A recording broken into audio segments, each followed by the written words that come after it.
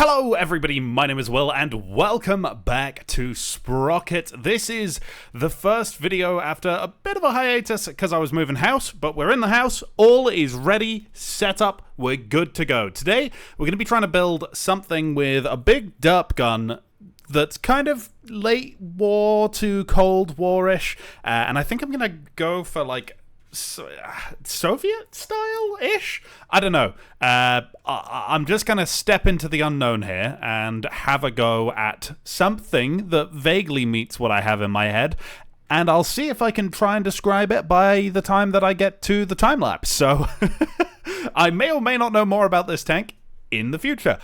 I will see you there. So take that concept that I mentioned in the start of this video and just kind of forget that, because that's not really what I did in the end, to be entirely honest. I needed something to get me back into the swing of building again. It's been probably 3, maybe 4 weeks since I built something in Sprocket, so it's been a little bit of a while and I've not had any practice, so I was like, I'm just gonna go for it and not really hold myself to anything in particular, and it ended up almost being what I said, but also not at all. So you'll see what I mean by the time that we reach the end, hopefully. And as you heard, I am now in a new place. I don't think there's any echo problems in this room anymore. There definitely were on the first day that I moved in, but I've put a cupboard up and I think that helped quite a lot. There's a little bit more than usual, but I don't think it should be noticeable on the video, so fingers crossed everything sounds good. Now, this was an extremely long building process. It took a long time to get this thing finished because I decided to basically make everything out of additional parts, which meant I was 3D modeling everything, the hooks, the grates, the side boxes, stuff like that, which leads to an effect that I guess I can say I'm more proud of in the finished product, but also it takes a significantly larger amount of time to actually finish this thing up. So sorry if the time-lapse misses anything. I've tried my best to get all of the important bits, the bits that you would care about in the time-lapse, but ultimately I'm not the one watching the video, so I might have just judged wrong and cut something out that you wanted to see, but there you go. If you let me know, I'll try and remember for the future when I'm editing to include the bits that people are complaining that I didn't include. Other than just moving house and stuff like that, it's all going fine. So we are back to usual now, in theory. The usual irregular upload schedule rather than the unusual irregular upload schedule, which was our most recent one. I do have intentions to kind of get as much as I can back on the right footing again. I've already done a Flyout community creations. I want to build something properly in Flyout. I do want to have a look at From the Depths again at some point. That kind of took a break because I burnt out a little bit on that game. It's incredibly easy to burn out on From the Depths. There's just so much going on that you have to worry about, but I need to finish my Crown battleship at the very least, and we were getting pretty close to the final couple factions in that campaign, so if I can return to that and actually finish that up at some point, that'd be really good. But in Sprocket terms, I think things should be pretty much as they were before. We're just going to be designing stuff. I might consider doing some kind of community creations thing for Sprocket, but I still don't really know how I would run that. And also, the problem with the community creations things is that they do take away time that I put into actually building things, and that was kind of fine for Flyout because A, I was never very good at it, and B, that game takes so long. It's such an extended period of investment just to build something that's like decently good, and I don't necessarily think that's because of like it being planes. I think there are just a couple of quirks in that Flyout builder that I just don't quite get along with, and they really slow me down. I'm sure I could get used to it, but I haven't done it, and so I spend the amount of time that I really want to spend on a video and produce a product that I'm just not as proud of as when I do a Sprocket video. So I want to go back to it and I want to get better. I know it's a skill issue, but there you go. That's why I haven't built anything in Flyout in a while. It just didn't feel worth it. Especially as, like, I'd upload a community creations and it's like 10 to 15,000 views. I upload my own build and it's 3 to 6,000 views. Like, the reward is about half in terms of the viewership as well. But I want to do it because I do enjoy the game. I just need time. And hopefully the game will get some updates at some point. I'm just going to say this year. I don't know anything beyond what you guys will have known if you've looked inside the Flyout community Discord. But, you know, it would be nice to see some updates come into the game. I think it's probably going to be a couple of parts and then a couple of quality of life fixes. I think quality of life is really what Flyout needs, if I'm being entirely honest. But you never know. I shouldn't talk about Flyout so much. This is a Sprocket video, after all. Unfortunately, they're kind of linked in terms of my channel. There's a cross line through there, which is me. This tank, though, where are we? So I'm currently using the grates that I designed on the Soviet medium thing the other day. That was, well, the other week, the other month, probably. It was a T64 looking thing, and this is probably a little bit earlier than that, but it's intended to be a little bit heavier than that was as well. So the idea with this when I was designing it is that this would be kind of along the lines of the T44 in terms of era, theoretically a World War II design, but very much like the M26 pattern. Not what? That's not what it's called, is it? Is it the M26 pattern? I feel like I'm getting that wrong, but I can't remember for the life of me the proper name, and I'm not just going to sit here going, right now. So that may or may not be the name of the M26, but Pershing! There we go. Pershing. Sorry, I just probably jump scared everybody who was wearing headphones. But I got the name. I knew pattern wasn't right, but they both began with P, so I got confused. And also the Centurion. We have spent a long time talking about what this tank is and got absolutely nowhere right now, and this sentence isn't helping. But it's meant to be that kind of era. Theoretically, a World War II tank didn't really serve in World War II other than maybe a couple of scattered situations, end up being the groundworks for a series of Cold War vehicles that probably lead up to the design philosophy changing or, you know, altering around the 70s, 60s era. There we go. That, I think, is a much better description than what I was doing in the first place, and probably what I should have started with. We've moved on from the grates at the back now. We've got these lamps up at the front. I don't really know what I was going for with these ones, but I just kind of looked around at some images and found bits and pieces from different tanks that I liked the look of, and I was like, I want to have a go building that part. Like, I wanted to have a go with these, like, cast side bits.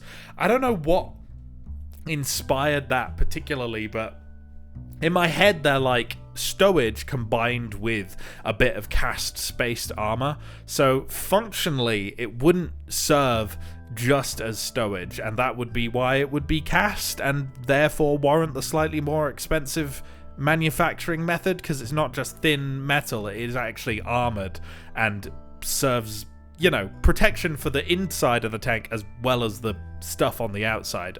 I don't know. Does that make sense?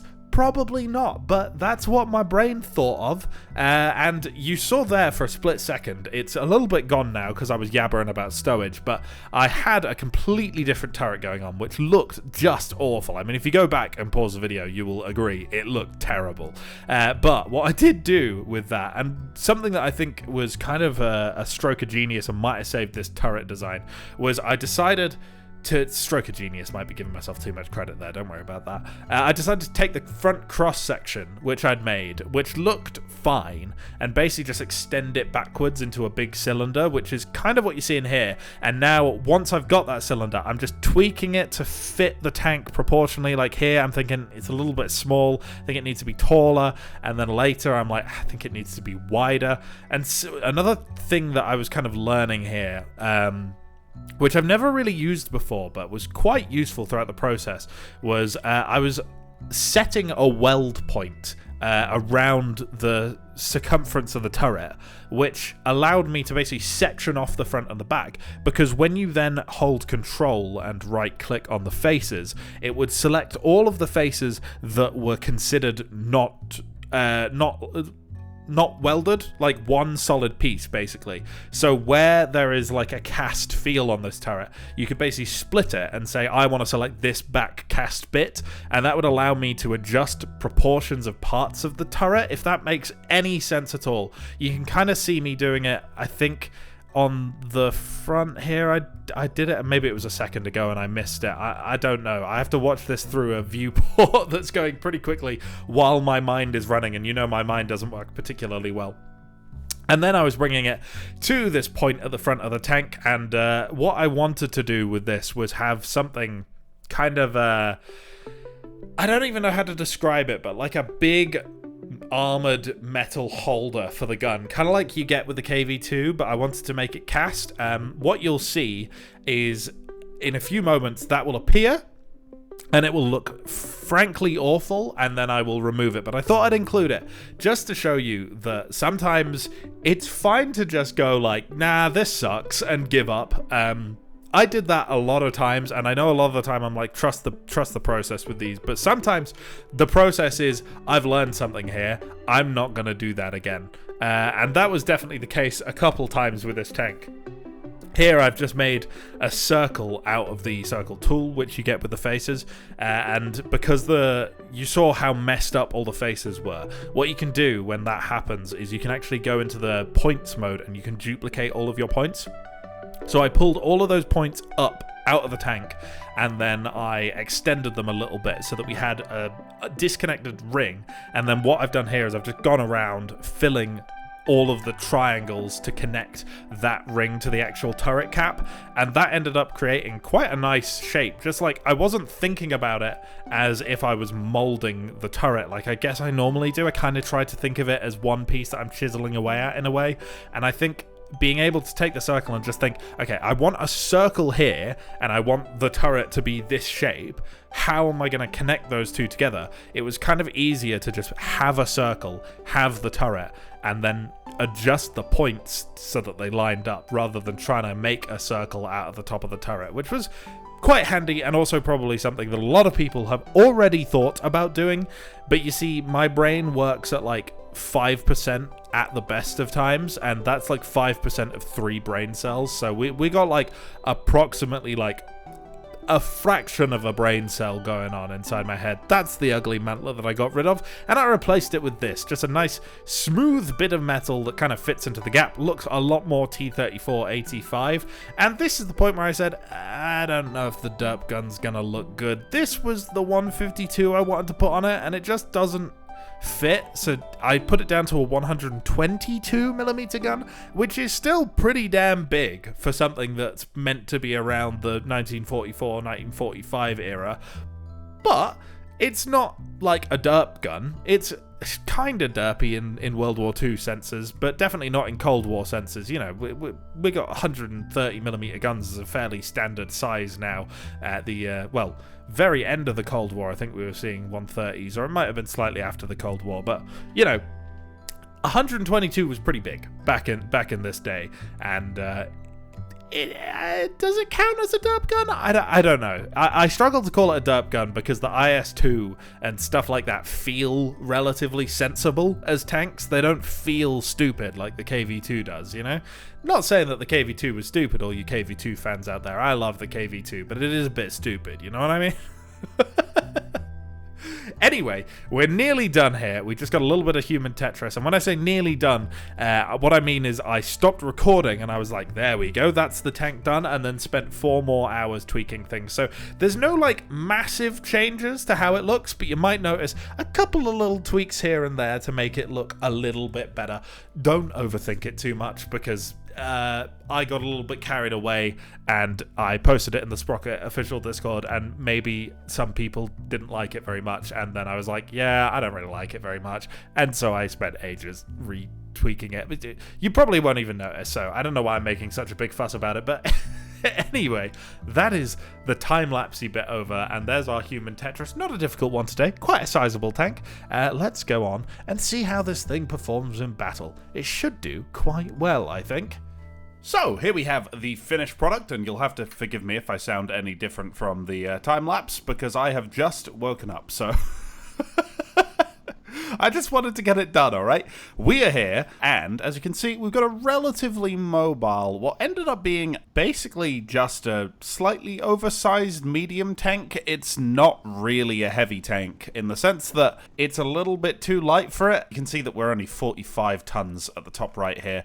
It's got a relatively large footprint. It's not huge, but it's relatively large, and it's relatively well armored from the front as well. So you can see, I mean, ignoring that, that's yeah, but that's got armor behind it. Don't worry about that. Yeah, you can see that the thickest parts of this armor are like 400 to 500 millimeters of effective, and the weakest parts are like 150, with the occasional little weird spot where I think I might have just done the armor plates wrong. So I'll have to look into that, but yeah. It's doing pretty well. Aside from the armor and the mobility, this 122mm gun has a pretty hefty amount of shell drop-off, but you can see it does struggle to penetrate ourself, which I guess is a good thing. If we aim at that thing there, which is one of the stronger tanks that we will face, you can see it's not too difficult to go clean through the turret cheek. So, it's reasonably potent as a 122. It's not got a hugely long breach. You can see it only extends this far back into the hull, but 198mm of penetration nonetheless. So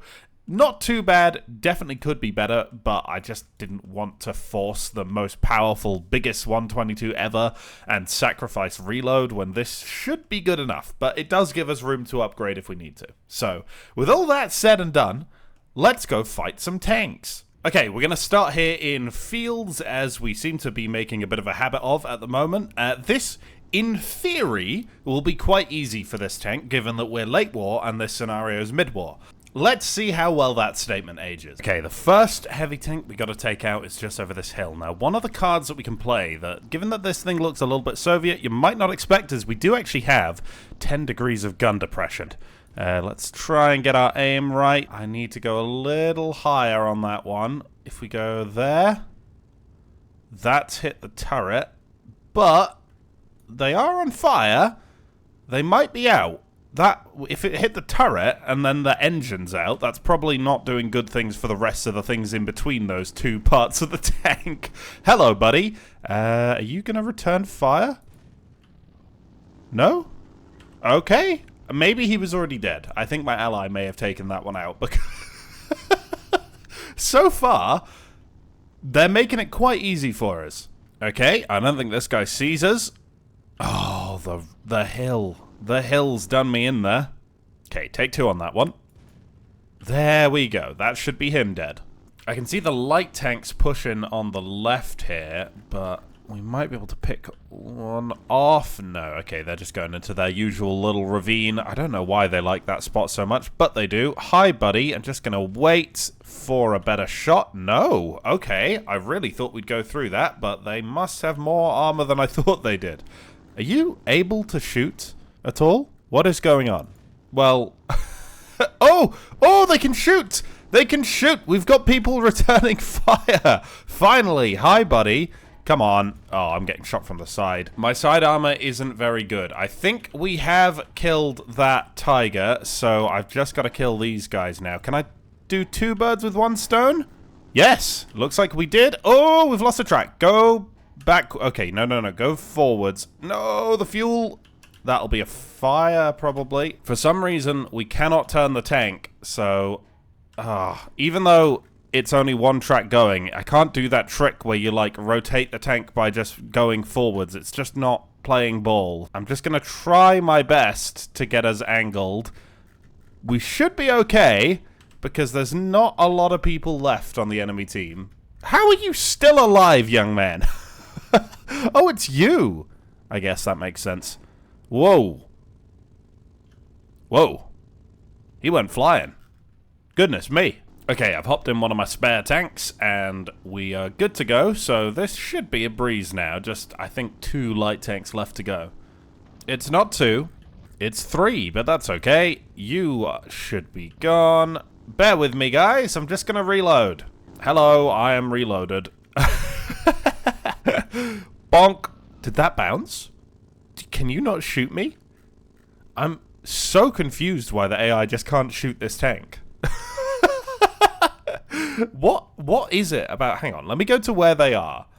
And then if I look up where my tank is, you could definitely still shoot me. I mean, you wouldn't go through, but you could definitely still shoot me. I don't know why they're so reluctant to, but I mean, I'm not going to look a gift horse in the mouth. That is an easy victory for some...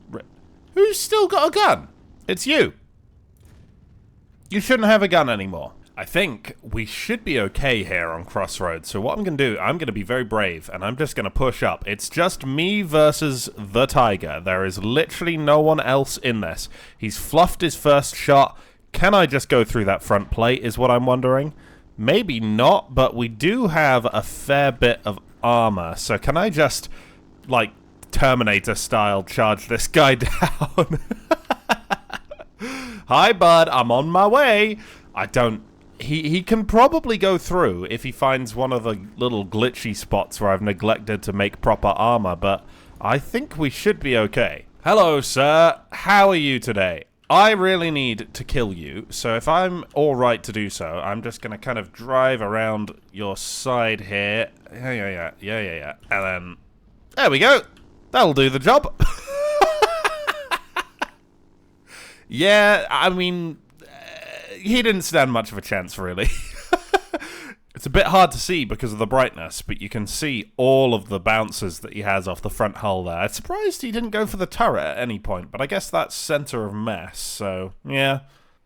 Okay, I've had to make a few modifications to get extra range, so I've made a different variant, and I've given it a slightly different paint job. As you can see at the back here, we now have removed some of the stowage and replaced it with more fuel storage. There's a fuel tank in this, there's a fuel tank here, there's a fuel tank here, there's a fuel tank here, there's fuel everywhere. There's fuel everywhere. But we can go without having to make any visual modifications other than the stowage. So...